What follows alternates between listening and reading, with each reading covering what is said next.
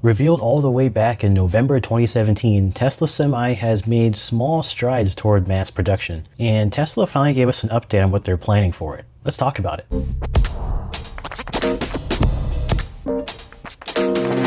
Unveiling way back in 2017, the Tesla Semi became one of my, if not my #1 favorite Tesla project. Now, unfortunately, we haven't seen much progress compared to their other vehicles and projects.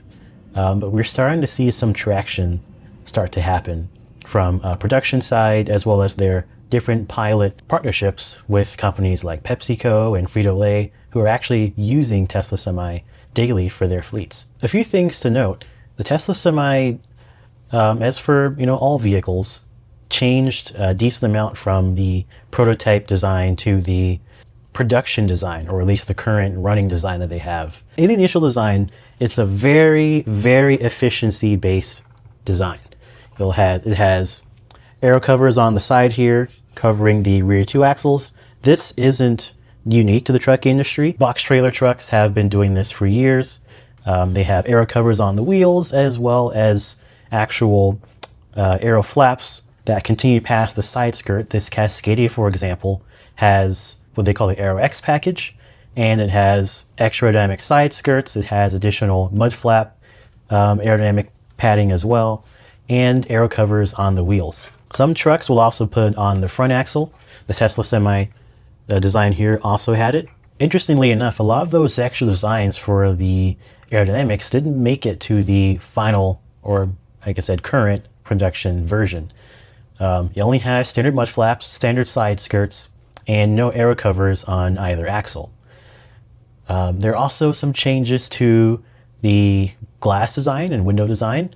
In the initial renders, it didn't have mirrors, but I'm pretty sure they had to put mirrors per current DOT regulations, as well as the door and glass. On the original, the glass stops right here, has a cool little angle here.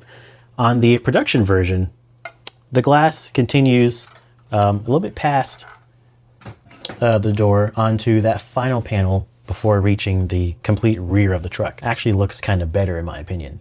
More windows. Another thing to note, there are 2 cab sizes. There's the full cab here, and then there's also the smaller cab. Now, both of them seem to have the same interior capacity to my knowledge, but the larger one is built for the typical box trailer you'd carry, so it has better aerodynamics flowing right on top of the trailer. Same thing happens again, it's not new with current semi-trucks. You buy the tallest Cascadia, or the tallest T680, or the tallest 389, 579, all the different brands. They have basically smooth, tall cabs. They grow like this, and it continues right above the trailer for improved aerodynamics, versus having a traditional quote-unquote old school truck like a W900 or a 379 or a T600, where it gets kind of up there, but you still have a lot of surface area that isn't really being used, and the wind is just going straight into the trailer.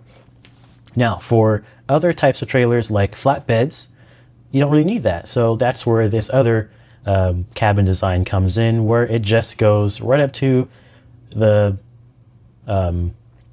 height of the interior cabin space, maybe a little bit higher, but allows for lower profile design and better for, like I said, flatbeds, tanker trailers, you name it. So with that in mind, let's look at their specs. On the website currently, loaded with a 2,000 pounds gross combination weight, same standardized weight needed for a Class 8. With a load on it, the range is approximately 300 or 500 depending on your configuration, and consumes less than 2 kilowatt hours per mile, which is interesting for such a big vehicle. 0 to 60 in 20 seconds, which is, that's blazing fast for a semi-truck. Fast charging up to 70% of range in 30 minutes. Speed up of 5% grade can still reach highway speed limits. And their estimated fuel costs of up to $200,000 over 3 years. That, of course, is very, very, your mileage will vary for sure on that. In the front of the powertrain, there are 3 independent motors on the rear axles. So now on to the updates that we were given by Tesla a couple weeks ago on Tesla Semi's production. They are aiming to start production in late 2025 and ramping up to 50,000 units a year next year. They originally planned to be in production, mass production already this year, but it's been pushed back again to next year. They've also been phasing them into existing fleets, not just the couple partnerships like Frito-Lay, PepsiCo. They've also been using them in their own internal fleet for Tesla transportation from the factory to different locations. So it definitely is a viable means of use, definitely a viable means of replacement for diesel trucks. Now, before the trucking people get mad at me in the comments, I've been in the truck industry for years. I'm a huge enthusiast of it. It will not replace long haul trucking. You can't beat the current long haul trucking, but 300 to 500 miles does happen a lot, especially for, statewide trucking, different, like similar to my previous video on the T680E and the T880E. They don't need super long range.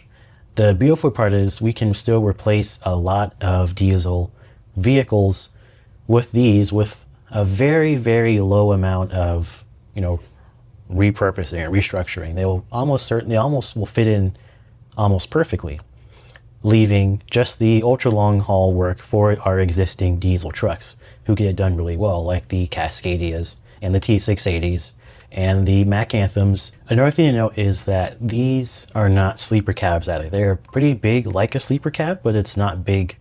The cab actually isn't big enough. It's just the outer shell. If we look at my model again, for example, you can almost see the difference in the 2 cabs I was talking about earlier. You have, apologies, the window actually came out on this one. Gotta buy a second model or some crazy glue. Anyway, you can see under here, there's actually a lot of open space here. If they wanted to, they could build a sleeper cab, but it's not really worth it since you won't really go far enough to need a sleeper cab before you need another charge. You can also see what I was talking about earlier, the different cabs sizes. It's literally just, for lack of a better term, a cone that goes up top and extends the size and the height of the cabin so that it can flow with the trailer. I wish I had a model trailer to connect this to, but you got to find one at the right scale. So the cabin is the same size across both models from an interior space perspective. Both of them are in the what we call day cab size in the truck industry, or duty cab size. So even though the taller one looks like it's a sleeper cab, looks like it's the same size as a sleeper cab, it is not a sleeper cab. Part of this also isn't unique to Tesla. You can get mid-cab Freightliner Cascadias, for example, that'll have an outer shell they put on top to also match the height of a trailer so that it still has the better flow. So a lot of these designs are unique to Tesla, and it's good. They're using different proven designs and features that the truck industry has been using for years to increase their own efficiency in consuming less diesel, in turn consuming less money for the driver or company. They can consume less power. So I'm looking forward to seeing when we reach production for these. I really want to see them compete in the growing EV truck space with the previously mentioned T680E and the other Kenworth offerings, the already currently in use Freightliner E Cascadia, as well as different electric offerings from different manufacturers too.